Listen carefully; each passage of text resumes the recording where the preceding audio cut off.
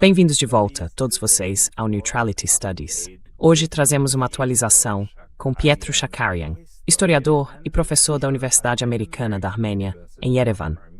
Pietro, seja bem-vindo de volta. Pascal, é ótimo estar aqui, como sempre.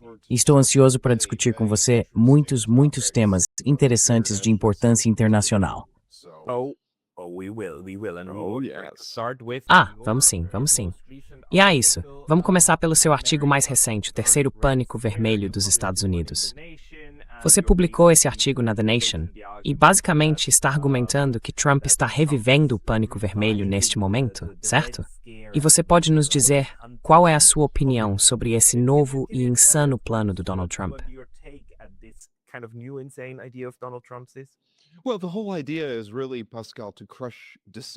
Bem, a ideia toda é mesmo, Pascal, esmagar a dissidência. Não só.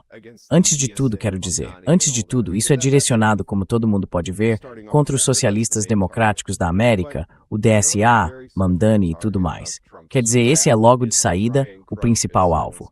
Mas outro alvo muito importante da ira de Trump é tentar esmagar e silenciar a dissidência em política externa.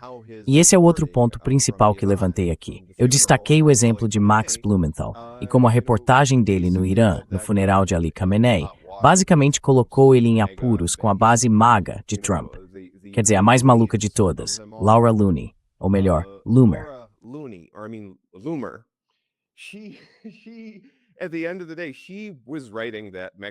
No fim das contas, ela estava escrevendo que Max Blumenthal era tipo o principal comunista dos Estados Unidos e que, sabe, ele deveria ser silenciado, certo? Que se dane a primeira emenda. Ele deveria simplesmente, sabe, calar a boca. E o telefone dele? Como consequência, quero dizer, ele teve 2 smartphones confiscados. Eles ficaram retidos pela proteção de fronteiras dos Estados Unidos. E Max Blumenthal, junto com a Liga Árabe Antidiscriminação, certo? Basicamente reagiram a isso. E em 24 horas, os telefones foram devolvidos. Mas ainda assim há grandes questões sobre o que eles realmente fizeram com esses telefones.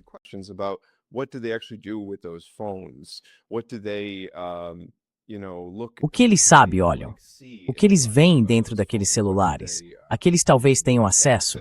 Que informações havia ali? Então, essa também é uma grande questão, não só em termos de direitos da primeira emenda, mas também de direitos da quarta emenda, certo? E o efeito inibidor disso sobre a dissidência na política externa não é sentido apenas no caso de Max Blumenthal, como eu destaco, mas também com Marco Rubio. Quer dizer, o que ele está fazendo com Cuba, criando um relatório que basicamente diz que há uma espécie de esforço de Cuba para promover uma espécie de terrorismo radical de esquerda nos Estados Unidos, certo? Esse é mais ou menos o ponto de vista dele. Ele está até tentando dizer que o sorvete Ben & Jerry's é uma organização subversiva nos Estados Unidos.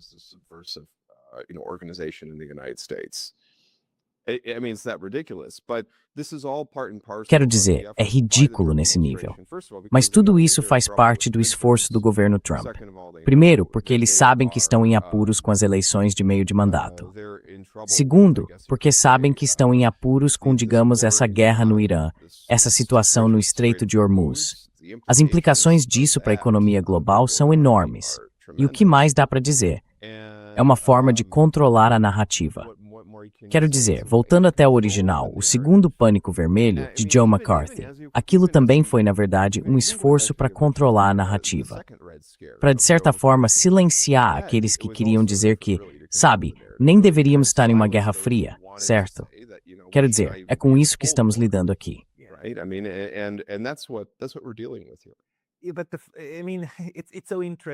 Mas quero dizer, é muito interessante. Pouco antes desta conversa, eu tive uma discussão com um acadêmico malaio, o Dr. Oi, e em certo momento da conversa, ele disse algo como, ainda bem que temos o Trump agora. E o que ele quis dizer com isso foi que ele torna tudo tão óbvio. O neocolonialismo, essa baboseira vinda do Ocidente, todo esse jogo de duplicidade, essa ideia de que todo mundo tem que nos pagar de volta. Sabe? Nós somos o maior fornecedor de bens globais. Portanto, todo mundo tem que nos dar dinheiro, porque somos tão bons e vocês são tão atrasados. E ele disse algo como, Isso, na verdade, torna muito mais fácil comunicar, em grande parte do mundo, a loucura pela qual o Ocidente está passando.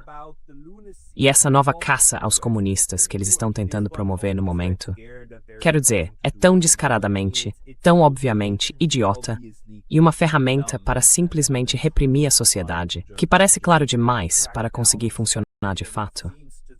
Ou qual é a sua opinião?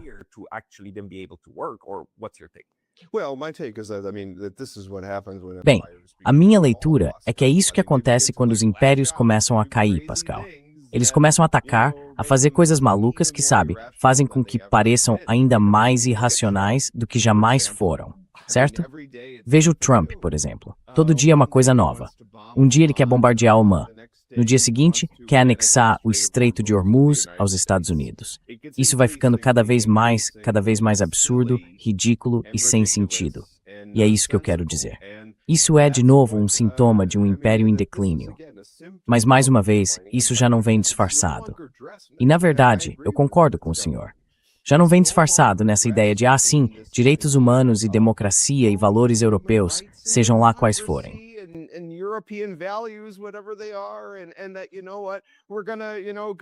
E isso, sabe, essa ideia de que vamos entrar e tudo vai ficar às mil maravilhas. E sim, a ordem baseada em regras, todos esses argumentos prontos desapareceram. Agora vemos apenas a face crua do Império Americano, certo? E é também uma face que é insensível até mesmo àqueles que servem no exterior. Quer dizer, olhem o que está acontecendo com o USS Abraham Lincoln. Meu Deus. Isso é simplesmente absolutamente atroz. E é como eles sempre diziam durante a Guerra do Iraque. Quer dizer, eu podia dizer isso quando crescia nos Estados Unidos, ainda adolescente. Estávamos falando da Guerra do Iraque. Assim que ficávamos realmente críticos em relação à Guerra do Iraque. Ou, sabe, a todo esse projeto imperial americano, o novo século americano, ou seja lá o que fosse.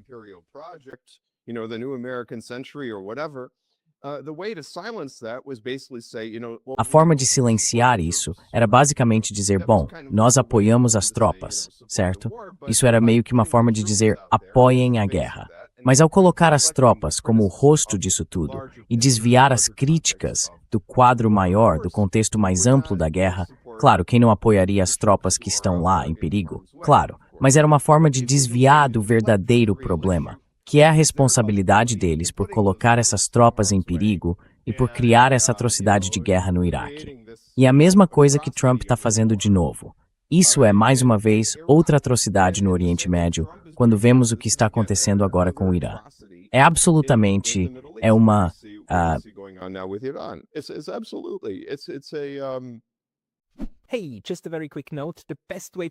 Ei, só um aviso bem rápido. A melhor forma de apoiar esse canal é assinando meu Substack gratuito. Você também pode ajudar com uma assinatura paga por lá, ou comprar alguns dos nossos novos produtos em neutralitystudies.com. Os links estão abaixo. Vejo você por lá. Porque é tão descaradamente absurdo que, felizmente, isso está ficando claro agora. Porque, sabe, há 20 anos, era meio que... Acho que muita gente também acreditou na ideia de que esses ditadores malignos, os send is outros, to estás.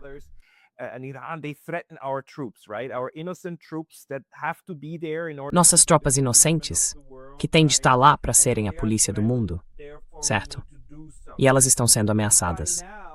Então, precisamos fazer alguma coisa. E a essa altura, está tão evidente que esta é uma guerra de agressão contra o Irã, que todo mundo pergunta, por que o nosso pessoal está lá, afinal? Eu sempre conto a história de que, sabe, a Suíça tem sido muito boa em proteger suas tropas ao longo de 200 anos.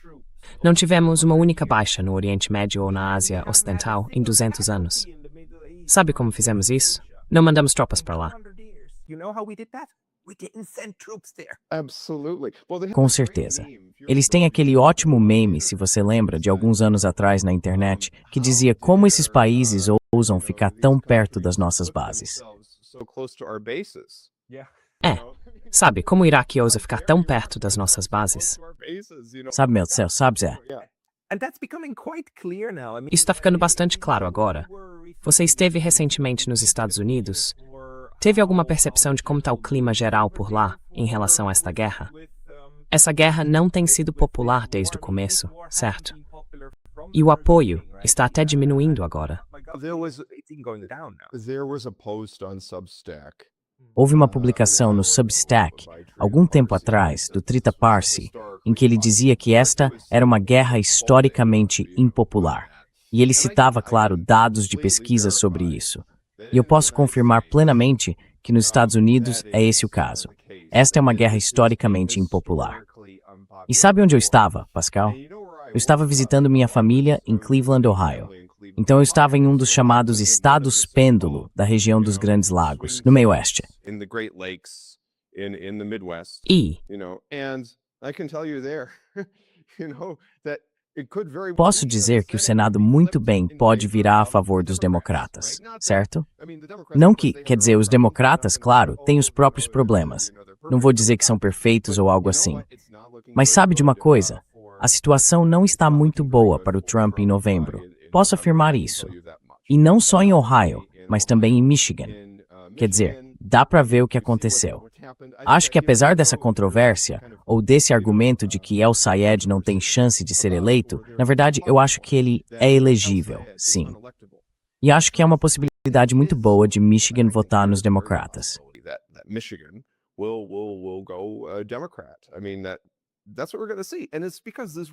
Quero dizer, é isso que vamos ver. E é porque esta guerra é tão catastrófica, certo? E ele realmente, quero dizer, dá para dizer que El Sayed está totalmente alinhado com a mensagem, sem dúvida. Na verdade, ele provavelmente é um dos, eu diria, sabe, uma das melhores figuras políticas que surgiram do Partido Democrata nos últimos anos. Ele é muito promissor. Formado pela Universidade de Michigan, onde eu também me formei. Vai Wolverines, embora eu seja de Ohio. É uma situação complicada, mas dá para ter a impressão de que vai ficar azul. E sabe de uma coisa? O próprio Trump é o culpado por isso.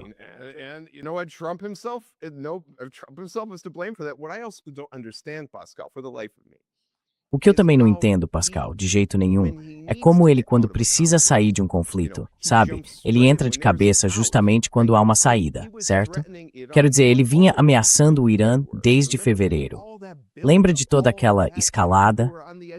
Tudo aquilo, sabe? Com as pessoas na ponta da cadeira.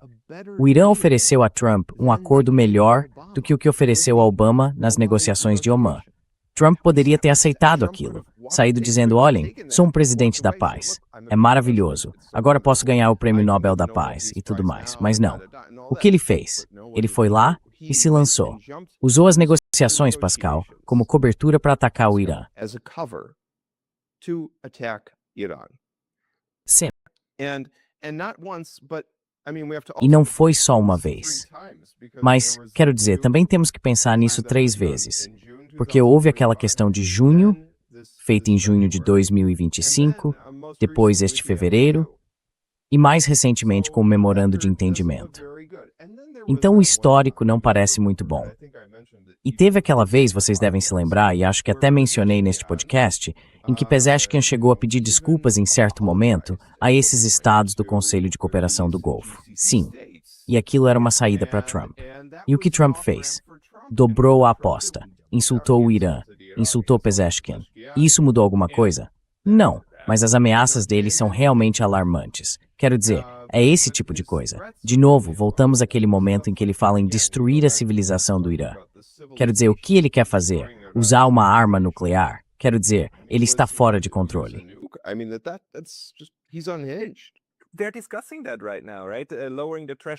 eles estão discutindo isso agora, certo? Reduzir o limiar para o primeiro uso. Porque os Estados Unidos são uma das únicas potências nucleares, acho que a única, que não tem uma política de não primeiro uso. E os outros, a Rússia, acho que também abandonou isso. Mas pelo menos, antes eles tinham uma política de não primeiro uso. Mas agora, nos Estados Unidos, estão discutindo reduzir o limiar para quando armas nucleares táticas podem ser usadas. O que, para começar, já é absolutamente horrível. A Marjorie Taylor Greene também tweetou sobre isso. E em segundo lugar, deixa eu acrescentar isso, porque você já mencionou Oman. Quer dizer, ele agora teve a grande ideia de que vamos bombardear Oman para atingir o Irã, certo? Porque Oman está perto de algum tipo de acordo com o Irã sobre a administração do Estreito de Hormuz. Então Trump fica tipo, sabe de uma coisa, Oman? Nós vamos bombardear vocês. Oficialmente, ele usou uma expressão muito forte. Bombardar da pele, o que está tão, eu ouvo. Bump them to Stone Age or something like that again? Yeah, something like that. I mean, actually, É, algo assim. Quer dizer, o que é incrível pra mim é, de novo, como isso vira de cabeça pra baixo toda a narrativa sobre um Oriente Médio supostamente bárbaro, sabe? Um Oriente Médio incivilizado. Bom, antes de tudo, o Irã, como civilização, existe há milhares de anos, certo? Então esse é o primeiro ponto. E também, veja a literatura que produzimos, certo? Falamos do Shahnameh, ou sei lá, dos Rubaiyat de Omar Khayyam e tudo isso. Então ele dizer as coisas que diz. O verdadeiro bárbaro é ele. Esse é o ponto. Veja o que ele está dizendo sobre Oman, o que está dizendo sobre o Irã, sobre a Palestina, sobre tudo. O verdadeiro bárbaro é ele, não os povos do Oriente Médio. Ele é o bárbaro, certo? Então ele deveria se olhar no espelho, deveria fazer isso para cair na realidade. in order to get the reality check. They can't do that because that would imply that they have some kind Eles não conseguem fazer isso, porque isso implicaria que tem algum tipo de noção de, sabe, introspecção. Quero dizer, algo de errado também conosco. E esse tipo de pessoa, em especial, quero dizer, Donald Trump como homem, certo? Com sua própria psicologia, que claramente é um narcisista e sofre de neuroses muito, muito fortes e coisas do tipo, não tem essa capacidade. Mas até os Estados Unidos, como sistema, eu me pergunto se tem essa capacidade. Porque, sabe, a União Soviética teve Gorbachev chegando e dizendo, pessoal, precisamos mudar as coisas. Gorbachev came in and said, guys, we need to change things. Glasnost, perestroika, we are not doing Glasnost, perestroika. Sabe, não estamos indo bem internamente. Mas não ouvi esse tipo de tom vindo de pessoas responsáveis dentro dos Estados Unidos. Há, claro, pensadores e assim por diante. Há o universo dos podcasts e coisas do tipo que criticam bastante o país por dentro. Mas geralmente não é uma crítica fundamental. É mais algo como, deveríamos fazer um pouco mais de X ou um pouco mais de Y, mas não no sentido de temos que mudar o sistema. Não sei se é uma pergunta no que acabei de dizer, mas... Não.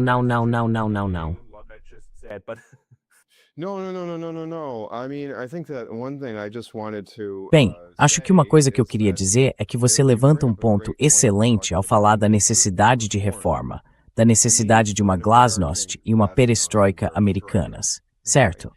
Muitos americanos, Pascal, vou te dizer uma coisa, tinham esperança de que isso pudesse ser trazido por Obama em 2008, mas não foi o que aconteceu. Na verdade, o que vimos foi uma insistência ainda maior nas mesmas velhas políticas fracassadas. E muito disso, na verdade, remonta a 1991. Porque assim que as elites americanas declararam que nós vencemos a Guerra Fria, o que nem era verdade, quando disseram nós vencemos, entre aspas, a Guerra Fria, derrotamos a União Soviética. Como se elas tivessem entrado de alguma forma na Rússia ou na União Soviética e desmembrado o país em pedacinhos em 15 repúblicas independentes e tudo mais.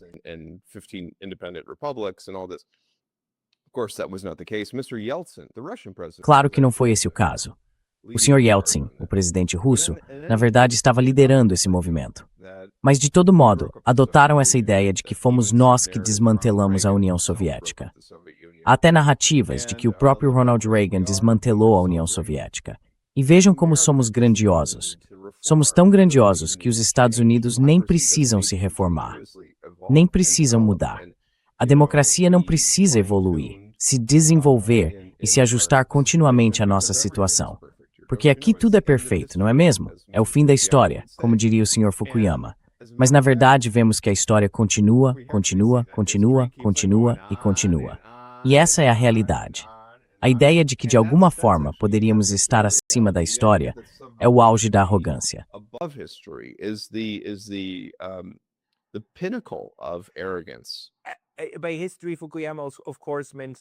Por história, Fukuyama, é claro, quer dizer o desenvolvimento de modelos sociais, certo? Ele diz, não, o liberalismo como modelo social definitivo é o que vai permanecer por muito tempo. Mas o que estamos vendo é que, não, de jeito nenhum. Quero dizer, existem até outros modelos sociais civilizacionais que são projetos viáveis. E, aliás, o que os chineses acabaram de fazer, tirando 800 milhões de pessoas da pobreza e levando-as para a classe média, é o maior sucesso civilizacional de redução da pobreza na história da humanidade. E isso não foi alcançado pelo tipo de modelo ocidental, certo? Pelos liberais de Fukuyama, certo? Or even you could even say neoliberal is what he's Daria até para dizer que o que ele está adotando é o neoliberalismo. Porque, quer dizer, no fundo estamos falando desse tipo de abordagem econômica, de livre mercado e tudo mais. E mesmo dentro dos Estados Unidos, esse tipo de ideia vem sendo questionado. Porque agora você vê pessoas como o Sr. Mamdani ou El Sayed surgindo, sabe, criticando isso e dizendo que precisamos de algo como socialismo democrático, ou Bernie Sanders e outros. Agora, até esse modelo dentro dos Estados Unidos está sendo questionado. Também vemos como esse neoliberalismo explora abertamente o povo americano, especialmente agora com essa nova controvérsia sobre os centros de dados de inteligência artificial.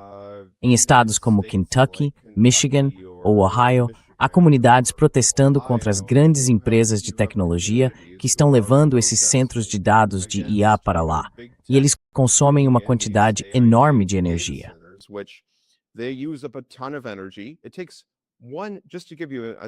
Basta só para você ter uma ideia, Pascal, uma garrafa inteira de água potável. É isso que seria necessário para uma IA gerar uma única mensagem para você. É essa a quantidade de água que elas usam. E elas fazem barulho.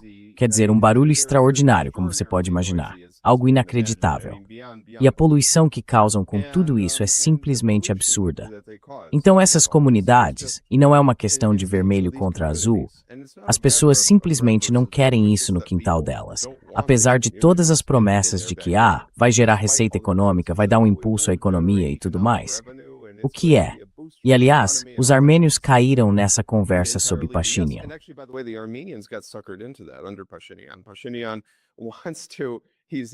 Pashinyan quer. Ele está interessado nessa ideia de ter esse centro de dados de inteligência artificial na Armênia. Mas isso não vai trazer benefícios para os armênios. Especialmente porque, sabe, a Armênia é um país que precisa dos recursos hídricos para a agricultura, para sustentar, sabe, para manter a vida nas partes mais áridas do país, particularmente no Vale do Ararat, em lugares assim. E esse centro de dados não vai ajudar. E é a mesma coisa no cenário internacional, certo? Enfim, essa é a minha opinião.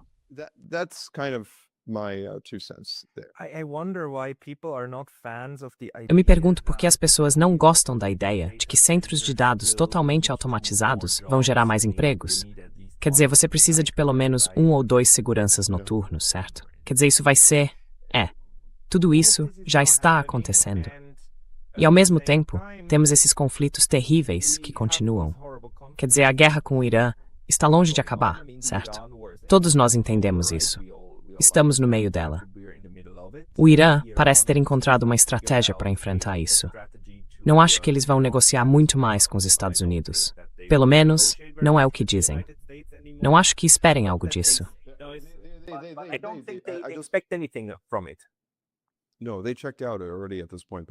Não, a essa altura eles já caíram fora, Pascal. Quer dizer, eles não estão, eles já declararam que esta administração, eles nem vão mais, acabaram as negociações com esta administração, em particular. Então, basicamente, eles já caíram fora.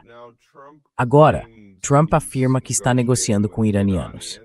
Não sei com quais iranianos ele está falando, ou de quais iranianos está falando, mas talvez sejam iranianos invisíveis. Ou o filho do Shah, como é o nome dele, Reza Pahlavi. Reza Pahlavi. Bem, sabe, quer dizer, não exatamente o representante mais brilhante do povo iraniano, mas ainda assim, talvez ele esteja falando com ele. Pode ser uma câmara de eco, algo assim, sabe? Mas eu acho que sim, os iranianos não vão. Os iranianos não vão. Eles já cansaram. Já cansaram desse cara. Acabou. Isso não vai acontecer. Ele acha. E a questão também é que ele teve a chance dele mais de uma vez. O Irã demonstrou muita boa fé. E eu digo muita porque eles estavam sob sanções. Estavam sob uma pressão enorme. Eles até negociaram.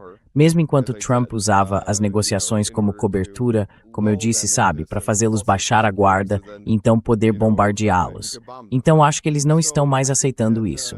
E podem muito bem, sabe, atingir um navio americano na região. É a isso que as coisas estão chegando. Quer dizer, eles vão mostrar que estão falando sério. Vão mostrar os dentes, eu acho, para me dar um sinal a Trump. They're going to show their teeth, I think, to send a signal to Trump. Correct me if I'm wrong, or if you see a different. Me corrija se eu estiver errado, ou se você enxergar de outra forma.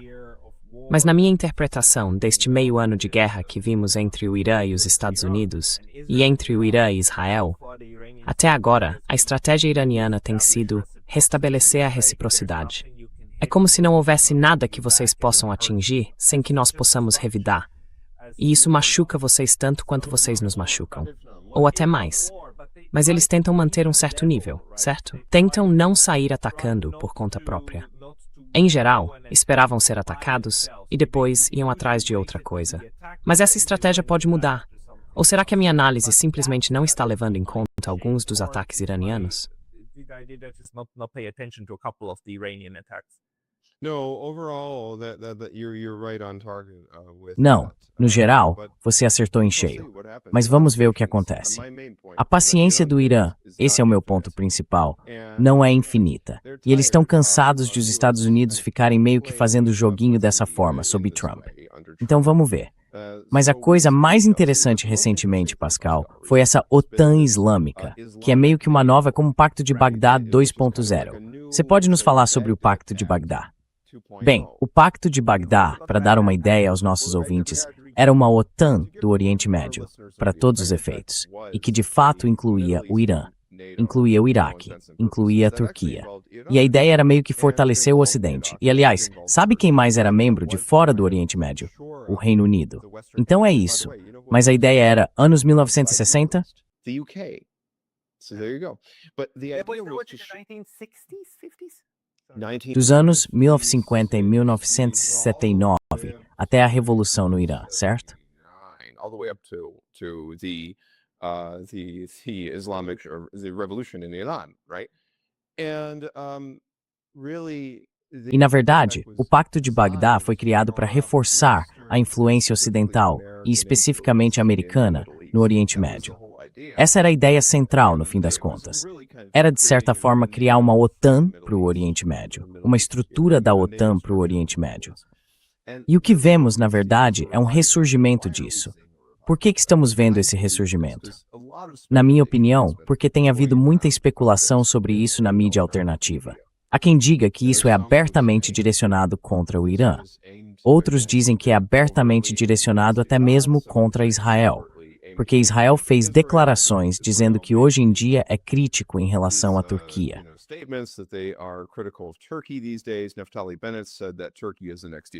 Naftali Bennett disse que a Turquia é o próximo Irã e tudo mais. Quer dizer, eu sou meio cético quanto ao grau em que Turquia e Israel realmente entrariam em choque. Mas estou me desviando do assunto. O ponto principal aqui é que, pessoalmente, eu acredito que foi exatamente isso que aconteceu. Então, o que temos em comum com os três países, Paquistão, Arábia Saudita e Turquia? Todos estão totalmente alinhados com os Estados Unidos. Isso me indicaria que esse pacto de Meca, porque na verdade isso foi assinado agora em Meca, e a ideia, mais uma vez, é que o ponto em comum entre eles é que todos são muçulmanos, certo? Isso teve um grande simbolismo. Muslims, right? And that was a big kind of symbolism. But the idea really, I think, is that the American Mas a ideia, eu acho, é que a infraestrutura militar americana no Golfo Pérsico foi dizimada pelo Irã. Não só no Golfo Pérsico, mas também na Jordânia. Nós vemos isso também. E acho que a ideia é que os Estados Unidos já não conseguem realmente manter uma presença aqui como conseguiam antes de fevereiro de 2026. Então precisam de outros parceiros na região para assumir as responsabilidades. E é isso que eu vejo. Eu vejo o Pacto de Meca como a base para isso. Isso também poderia potencialmente incluir outros países, como o Kuwait, o Catar, o Bahrein e assim por diante. Quer dizer, todos esses diferentes, possivelmente os Emirados Árabes Unidos. E é assim que eu vejo que isso está sendo feito.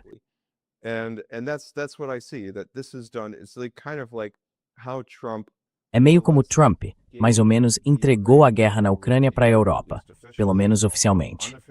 Embora, extraoficialmente, a inteligência dos Estados Unidos ainda esteja muito envolvida no apoio à Ucrânia. Marco Rubio até admitiu isso. Que sabe, embora estejamos tentando atuar aqui como mediadores neutros, na realidade ainda estamos apoiando um lado, que é o do Sr. Zelensky. E na verdade, é assim que eu vejo isso. É uma forma de tirar esse fardo dos Estados Unidos e passá-lo para parceiros confiáveis ali no Oriente Médio, ou na Ásia Ocidental, melhor dizendo. Então, é assim que eu vejo isso.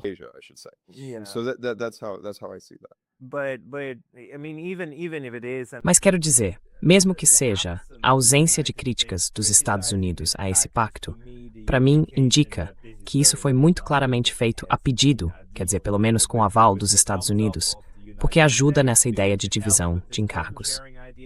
Mas há mais alguns pontos. Um deles é que nunca vimos esse pacto. Eles não publicaram nada sobre ele, nem o veredito, nem nada do tipo. Não há secretaria, não há conselho, não há um ponto de encontro. Nem sabemos se vão trocar sherpas ou algo assim. Além disso, é claro que já temos a aliança de defesa entre Paquistão e Arábia Saudita, formada há um ano, e que agora, de repente, todo mundo simplesmente esquece ou deixa de mencionar.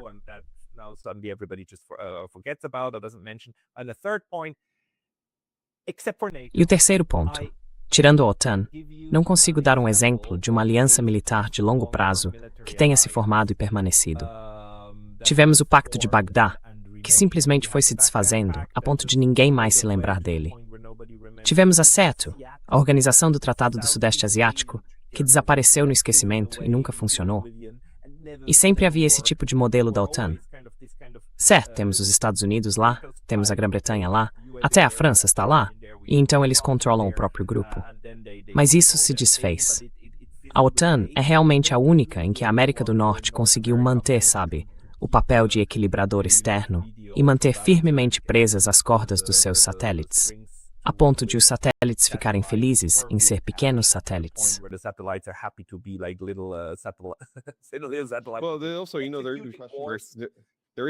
Até questionamentos sobre a OTAN, porque há dúvidas sobre até que ponto eles iriam para implementar o artigo 5. Porque mesmo com o artigo 5, você também tem que pensar que não é uma reação automática. Digamos que a Rússia atacasse a Letônia ou algo assim. Não seria necessariamente automático que os Estados Unidos entrassem imediatamente em guerra. Eles ainda precisariam, pelo menos até a última vez que eu verifiquei, não sei o que o Trump tem feito, de alguma aprovação do Congresso antes de ir para a guerra. Então, até mesmo o artigo 5 da OTAN não é necessariamente uma garantia inabalável.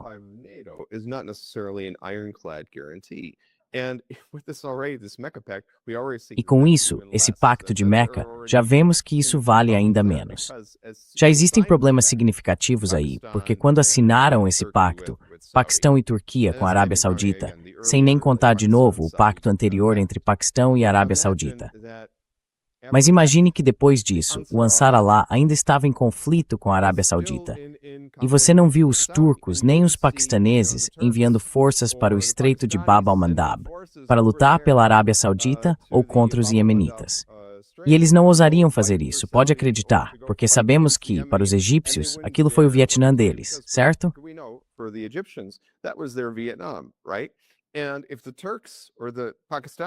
E se os turcos ou os paquistaneses se envolvessem, aquilo viraria o Vietnã deles, certo? Então eles não iriam querer se meter nisso. Não iriam querer se envolver com o Iêmen, e certamente não iriam querer se envolver com o Iêmen, porque sabem que de forma alguma seria uma empreitada vencedora. E isso já mostra as limitações desse pacto de Meca. Afinal, quão eficaz ele é, realmente? Para mim, quase parece que não vale o papel em que foi escrito.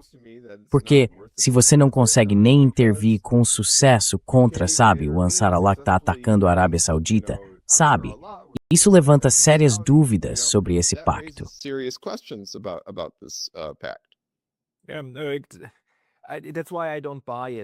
É por isso que eu não compro essa ideia. Não acho que isso seja levado a sério. É mais uma postura política, uma espécie de vamos mostrar que estamos na mesma página, mas depois simplesmente vamos esquecer disso, como na verdade aconteceu com a maioria desses tipos de pactos ao longo da história. Eles foram simplesmente esquecidos. Você deixa que percam força e acabem desaparecendo. Mas a outra questão, talvez possamos mudar um pouco para a Europa.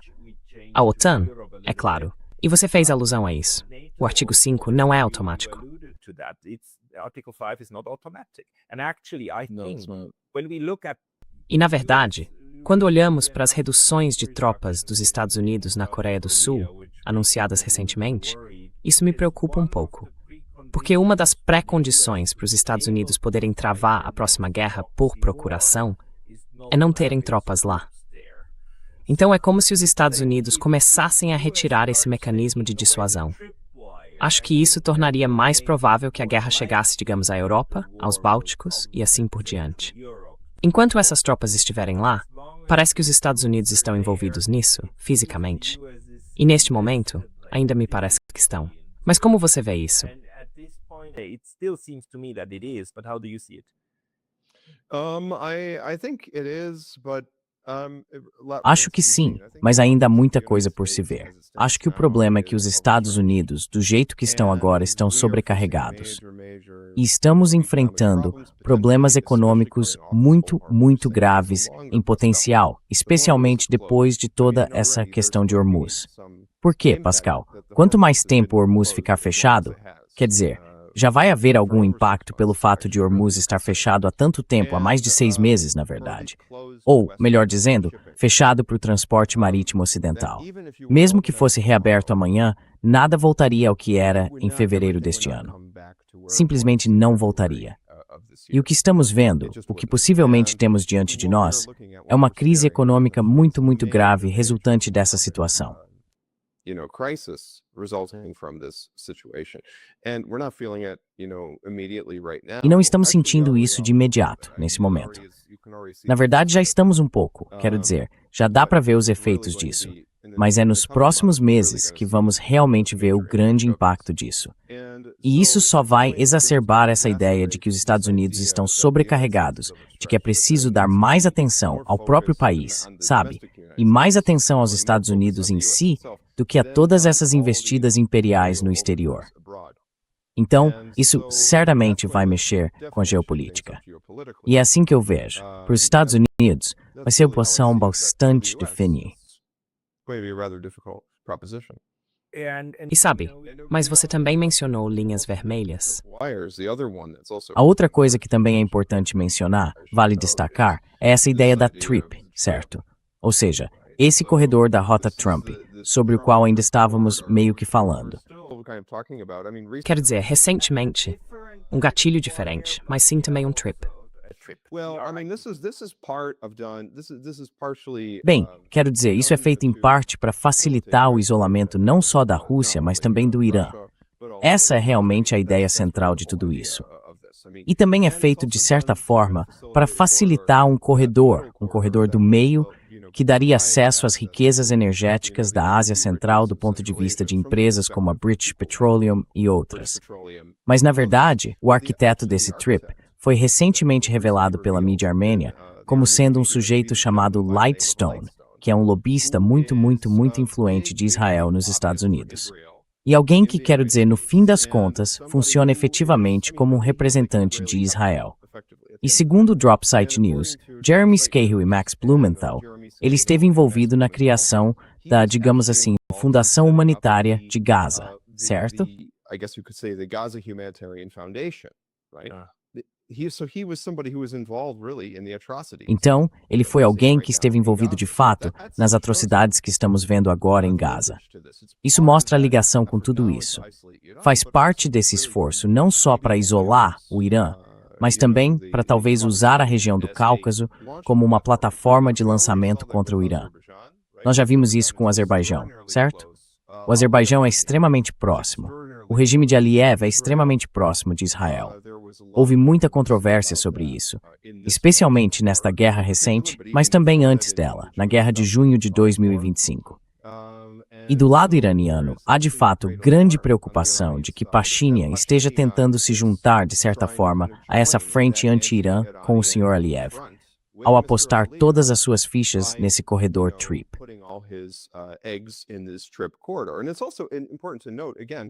The Armenian people, this was E também é importante observar mais uma vez o povo armênio. Acabamos de ter uma eleição. Foi uma eleição completamente fraudada. Não foi uma expressão livre do povo armênio. Um voto decisivo para mostrar aos russos quem manda ou algo assim. Não, não, não, não, não. Foi uma votação amplamente fraudada pelo governo de Pashinyan, com a bênção da senhora von der Leyen, de todos os nossos amigos na União Europeia e do senhor Trump, que apoiou Pashinyan publicamente. Então, toda essa situação está, na verdade, colocando o povo da Armênia num risco e um perigo incríveis. E, aliás, certamente seria o mesmo para o Azerbaijão. Ele ama tanto Netanyahu, ama tanto Israel.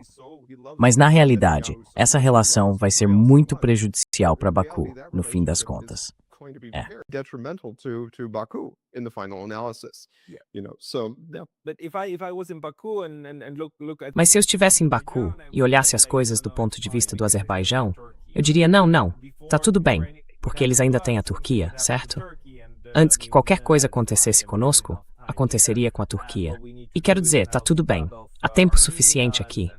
E o que precisamos fazer agora é isolar a Armênia e tudo mais, e garantir que conectemos nossas terras e assim por diante. Uma nação em 2 estados. E essa ideia de que o TRIP, na verdade, corta a ligação entre a Rússia e o Irã é, na minha opinião, bastante equivocada, porque simplesmente ignora que os dois estão conectados pelo Mar Cáspio. Sim, absolutamente. Mas é muito mais fácil do que transportar as coisas de caminhão, certo? Absolutamente. Absolutamente, absolutamente. E acho que a Ucrânia tentou levar a guerra para o Mar Cáspio, certo? E o Irã de fato disse, parem com isso agora, ou então.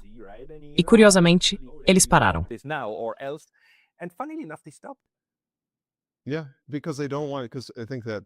Sim, porque eles não querem, porque eu acho que talvez Washington tenha achado que isso era demais. Embora também eu não descarto isso, porque Zelensky não faz praticamente nada sem o consentimento de Washington. Então ele está totalmente engajado. De qualquer forma, ele já aderiu a isso. Absolutamente, absolutamente. Então eu acho de novo que talvez Trump ou a equipe dele tenha pensado que seria interessante talvez unir as duas frentes. Essa é uma possibilidade. Também existe a possibilidade de que, sabe, Zelensky, quer dizer, era isso que Trita Parsi estava argumentando, que Zelensky estava tentando unir as frentes, porque queria envolver os Estados Unidos diretamente na guerra da Ucrânia, e diretamente numa guerra com troca de tiros contra a Rússia. Ao mesmo tempo, queria colocar os europeus numa guerra direta, com troca de tiros contra o Irã.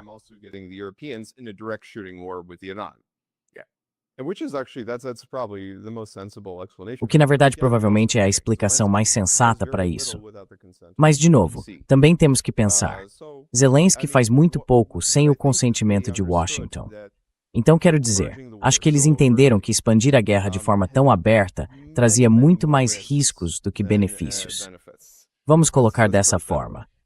E quanto ao ataque ucraniano, aquele navio iraniano no Mar Cáspio, acho que no fim houve algum controle de danos para, de certa forma, impedir que este small, sabe, tivesse proporções grandes.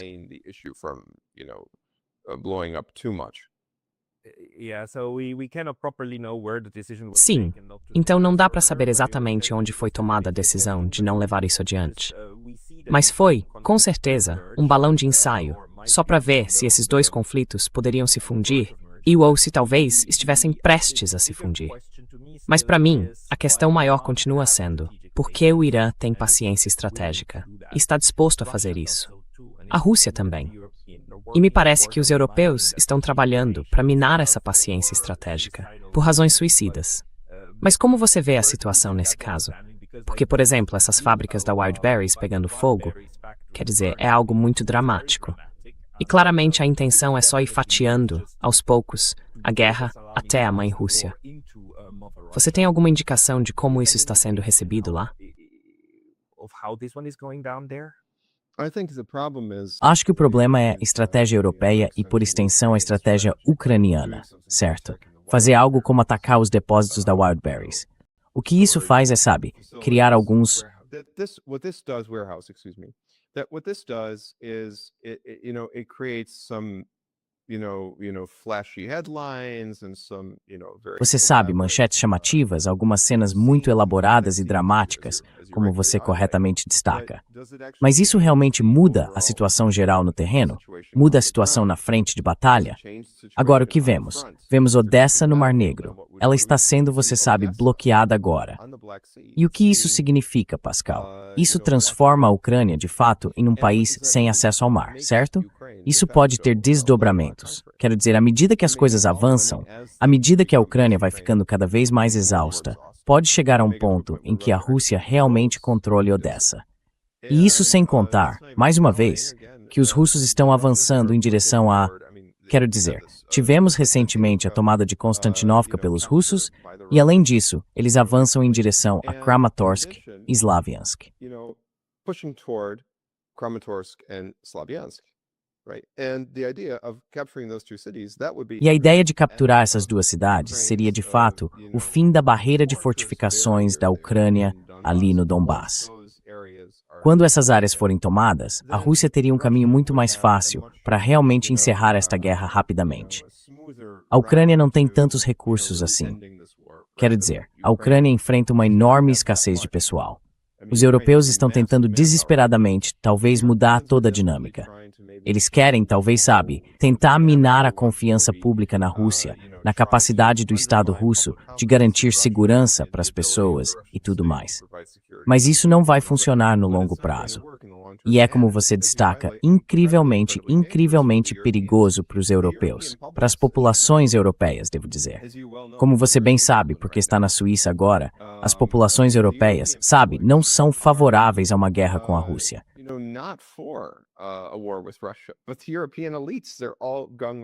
Mas as elites europeias estão todas entusiasmadas com isso. E eu acho que, no fim das contas, as elites europeias não.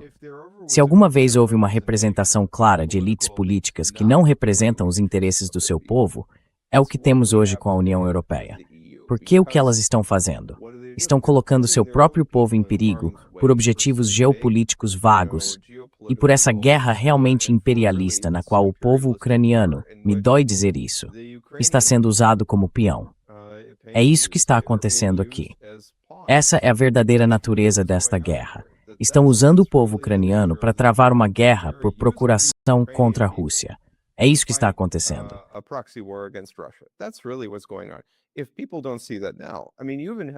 Se as pessoas não veem isso agora, quero dizer, há até algumas pessoas na esquerda política que tentam promover toda essa ideia de solidariedade entre Ucrânia e Gaza, seja lá o que for.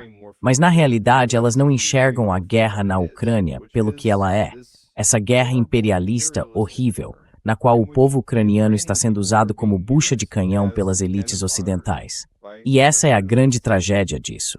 Quero dizer, a Ucrânia vai ser interessante ver o que acontece.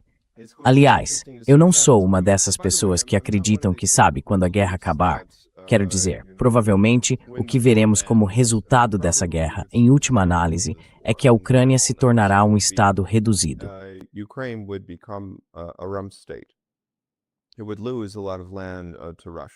Perderia muito território para a Rússia, provavelmente até Odessa. Perderia até isso. Mas não tenho certeza de que estaríamos num cenário em que a Polônia ficaria com a parte oeste da Ucrânia, ou a Romênia ficaria com uma parte da Ucrânia, ou algo assim. Porque mesmo se olharmos para o oeste da Ucrânia, a maioria da população ali é ucraniana. Eles gostariam de fazer parte da Polônia? Os poloneses os quereriam? Essas são grandes questões. Certo. Então os poloneses podem ter seus desejos históricos em relação a Lvov, a cidade, mas talvez não queiram trazer tantos ucranianos para o país deles, certo? Temos que começar a pensar dessa forma, porque não acho que isso seja realista.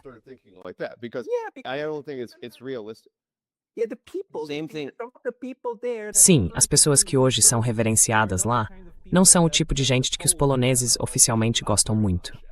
Também acho que, com certeza, vai sobrar uma parte da Ucrânia. O que me incomoda é dizer que esse estado remanescente não tem condições de sobreviver. Não, ele vai ser um estado. A Áustria existe.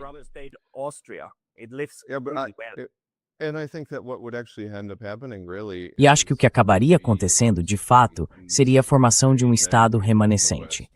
E quero dizer, muita gente no Ocidente não gostaria de ouvir isso, mas seria um Estado remanescente. E no fim das contas, provavelmente ele chegaria a algum tipo de acomodação independente com a Rússia. Porque não haveria uma forma real de o Ocidente, diante de todos os problemas financeiros e de tudo mais que eu estava mencionando, realmente sustentar essa operação indefinidamente. Quer dizer, manter essa Ucrânia como uma suposta anti-Rússia contra a Rússia, esse tipo de coisa. E, aliás, posso dizer algo semelhante sobre a região da Transcarpátia. As pessoas de lá não quereriam fazer parte da Hungria.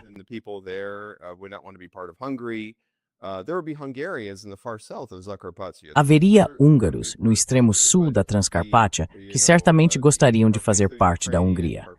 Mas a população carpato-ucraniana, carpato-rutena, não se interessaria tanto por essa perspectiva. E assim por diante, certo? Então haveria um Estado ucraniano remanescente. Mas seria uma Ucrânia que, por necessidade, pela própria sobrevivência do seu povo e da sua sociedade, teria de chegar a um entendimento com a Rússia.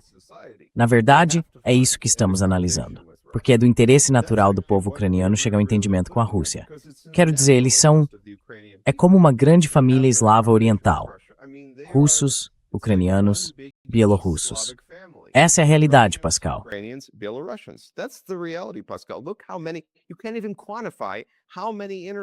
Veja quantos... Nem dá para quantificar quantos casamentos mistos existem entre russos e ucranianos. Eles são interligados nesse nível.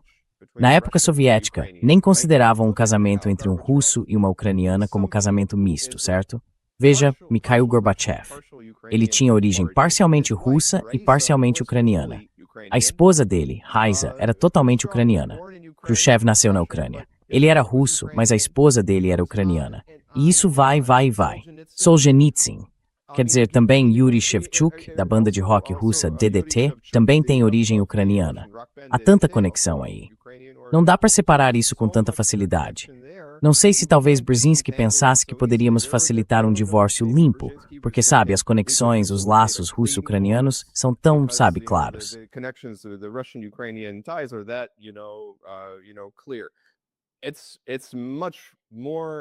É muito mais ambíguo do que ele pensa. A história é tão interligada e entrelaçada que não dá para separar isso facilmente.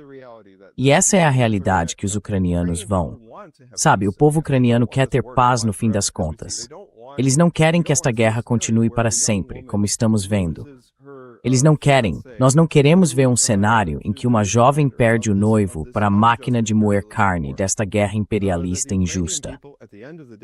O povo ucraniano, no fim das contas, vai encontrar seus próprios interesses. E seus próprios interesses incluiriam, o principal interesse seria encontrar paz com a Rússia. Isso está no interesse natural da Ucrânia. E sabe, é assim que isso vai acabar.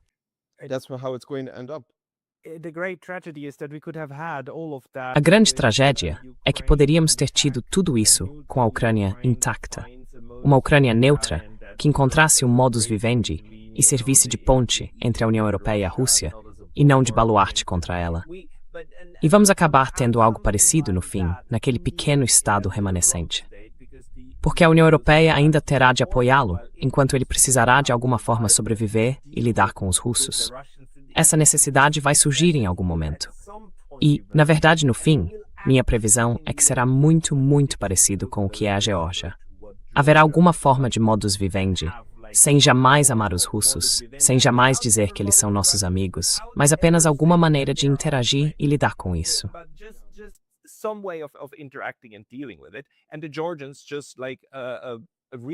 E os georgianos simplesmente perceberam isso, basicamente 15 anos antes, e sem um massacre. Quer dizer, houve uma guerra, mas não foi o massacre que está acontecendo na Ucrânia. Não, eu só me pergunto por que os europeus, justamente eles... Eu entendo porque o Império Americano e tudo mais tenta jogar tudo contra os adversários que percebe ter, para ver o que cola.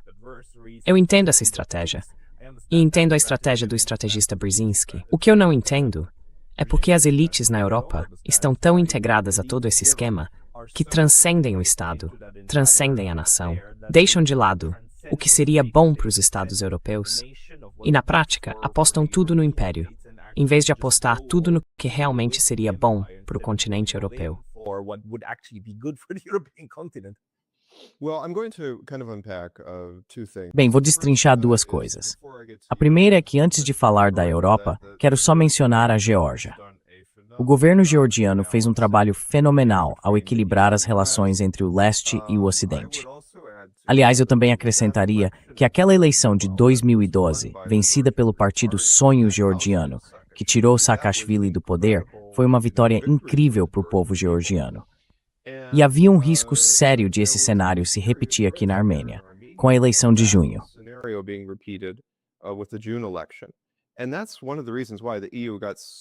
E esse é um dos motivos pelos quais a União Europeia se envolveu tanto, sabe? Porque eles não queriam ver a União Europeia. E também as elites neoconservadoras dos Estados Unidos, como o Sr. Rubio, não queriam ver uma repetição do cenário georgiano aqui. E isso era muito provável na Armênia. A popularidade de Pashinyan estava muito baixa antes daquela eleição. Provavelmente não havia como ele vencer se tivesse sido uma eleição completamente justa. Mas, como temiam isso, não queriam que um sonho georgiano à moda armênia, uma espécie de variante armênia do sonho georgiano, chegasse ao poder. Então se envolveram para, de certa forma, manipular completamente o processo. Mas novamente voltamos à pergunta: por que a Europa está fazendo isso?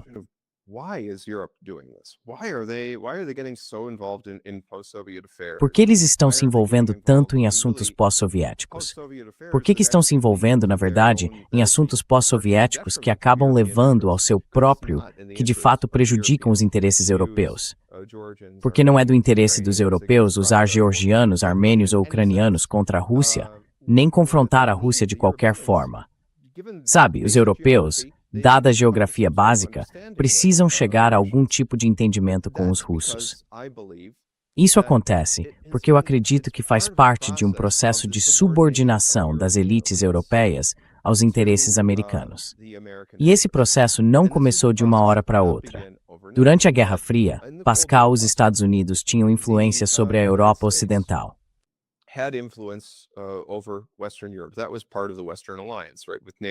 Isso fazia parte da Aliança Ocidental, certo? Com a OTAN e tudo mais. Mas também havia esse princípio de autonomia estratégica. Os Estados Unidos, para ajudar a reforçar a imagem de que no Ocidente capitalista temos mais liberdade, e assim por diante, deveriam permitir que seus aliados da Europa Ocidental seguissem sua própria política externa independente. Por exemplo, se o Sr. de Gaulle quisesse não integrar suas forças à OTAN, se quisesse seguir seu próprio caminho, ele deveria poder fazer isso. E esse modelo era muito respeitado internacionalmente. E ele contrastava, pelo menos em termos de imagem, com algo como a União Soviética se envolvendo diretamente na Hungria ou na Tchecoslováquia. Isso fazia o Ocidente parecer bem.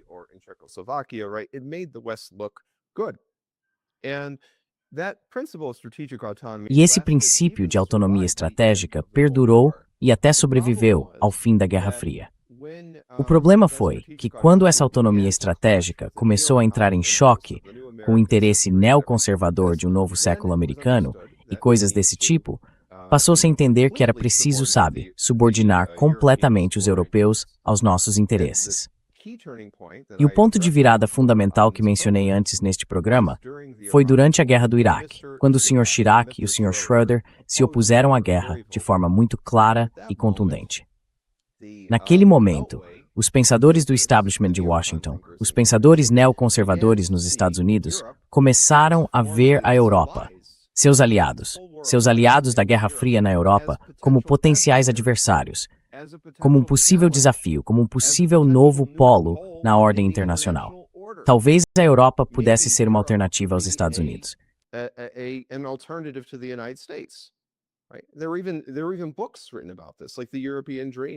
Há até livros escritos sobre isso, como o Sonho Europeu. Você também via textos escritos sobre isso. E a ideia era, temos que subordinar a Europa. Temos que colocar a Europa em sintonia conosco, para que ela não nos desafie, para que não desafie o momento unipolar americano ou a hegemonia americana. Temos que subordiná-la. E o que vemos hoje, com esta União Europeia muito, eu diria, subordinada, e, na verdade, uma União Europeia que está agindo completamente como marionete dos Estados Unidos, é que não há, de fato, nenhuma autonomia independente ali. Você também viu, aliás, como von der Leyen bajulou Trump quando ele estava, você sabe, impondo essas tarifas à União Europeia e tudo mais. Isso para mim indica que o projeto, que muito provavelmente foi feito com influência da CIA para subordinar a Europa, começando no período do governo Bush, em grande medida teve sucesso.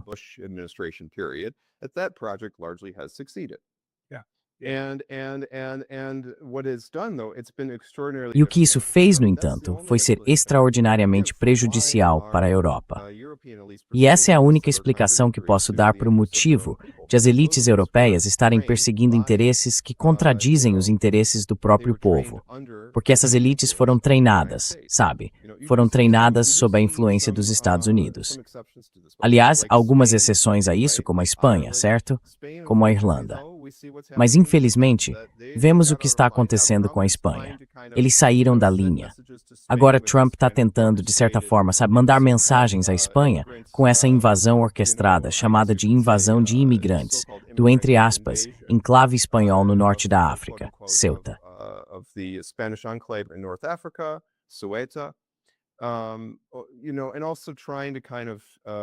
Sabe, e também tentando, de certa forma, mandar uma mensagem para Pedro Sánchez. Ah, veja só, você não apoiou a guerra contra o Irã. Você não apoiou, você está criticando o genocídio em Gaza. Como pode fazer isso, certo? Precisamos que você esteja totalmente alinhado conosco. Então, é isso que eu estou vendo. Os Estados Unidos, em muitos aspectos, também estão perdendo o controle até certo ponto. Porque agora estamos começando a ver os europeus, alguns líderes europeus, começando a dizer: ei, olha, eu estou fora dessa. Não vou aumentar meus gastos com defesa porque vocês mandam. Não quero fazer parte dos seus projetos imperiais. Estou fora do jogo. Assim que você vê isso, passa a ver esforços para punir justamente essas elites.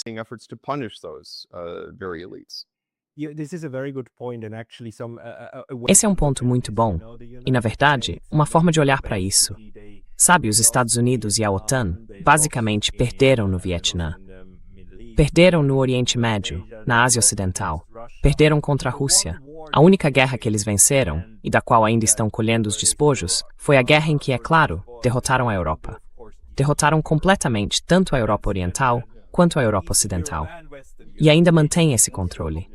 A bota continua sobre eles, e as pessoas sob a bota continuam lambendo a bota. É esse ponto que chegou. Então isso tem sido bastante bem sucedido para os Estados Unidos, de fato. Você tem razão.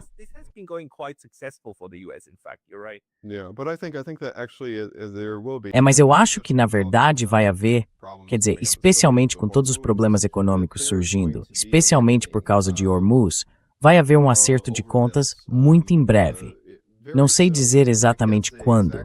Não vou bancar o Nostradamus e dar uma data exata para quando isso de fato aconteceria, ou algo assim, mas posso dizer que vai acontecer muito em breve. Porque só pelo fato de Hormuz estar fechado, mesmo que você, como eu disse, o reabrisse amanhã, ainda levaria um tempo para tudo voltar a funcionar. Porque, de novo, pense no petróleo bruto pesado, com alto teor de enxofre, que entra na produção de diesel e combustível de aviação. Diesel and the airplane fuel, the jet fuel. O combustível de aviação é algo importante, é uma grande questão. E os Estados Unidos? O outro problema é essa guerra com o Irã.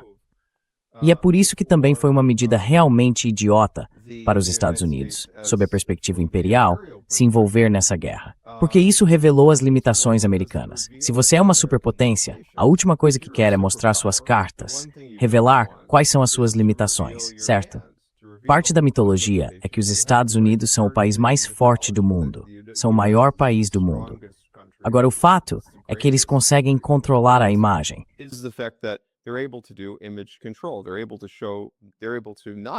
Eles conseguem mostrar, ou deixar de mostrar, as áreas em que, sabe, talvez tenham algumas deficiências. Mas agora, de repente, não dá mais para ignorar. Há falhas, certo? Eles estão quase sem.